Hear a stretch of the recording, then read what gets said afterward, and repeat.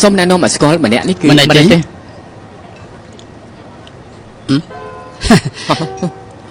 អីចឹង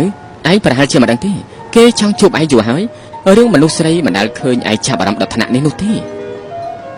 អរគុណដែលគិតដល់ខ្ញុំអូខេ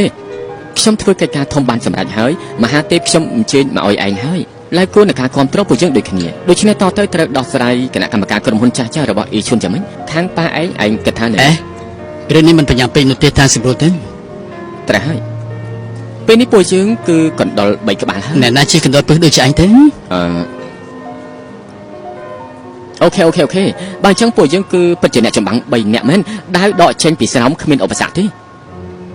ជុលកើត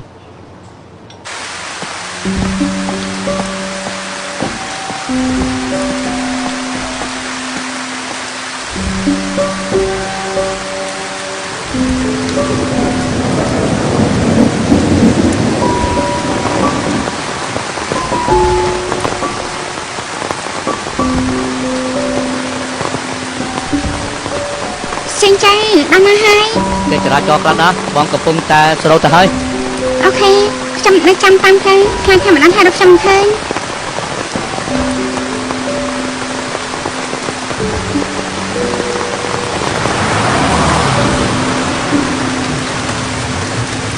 អ្នកកាសែតចឹងខានជួបគ្នាយូរហើយមកធ្វើស្អីនៅទីនេះខានជួបគ្នាយូរហើយប្រធានចាងខ្ញុំមិនសម្ភារនៅទីនេះបទសម្ភារដែលនាងសរសេរឲ្យខ្ញុំលើកមុនសរសេរបានល្អណាស់ខ្ញុំមិនទាន់បានអរគុណនោះទេឡើងឡានមកចាំយើងនិយាយគ្នាទៀតមិនអីទេប្រឡប់មានសមត្ថភាពតែខ្ញុំមានប្រធានបទឲ្យសរសេរសង្សារខ្ញុំចាំមិនដឹងហើយខ្ញុំមិនរំខាននោះទេអូខេជួបគ្នាពេលក្រោយ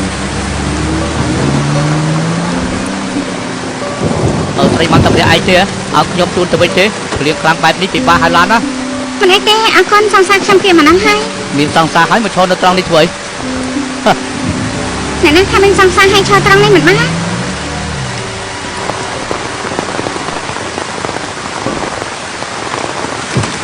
ហេតុអីអ្នកកសែតចឹងមិនទាន់ទៅវិញចឹង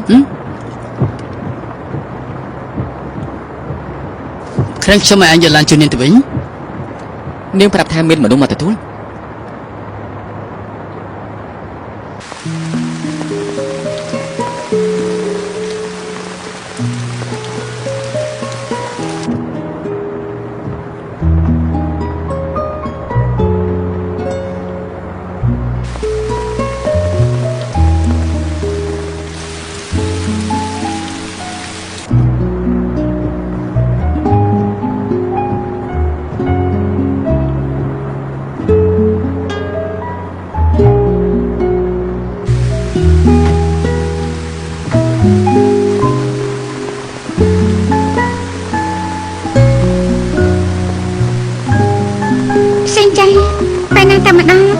ខ្លាំងណាស់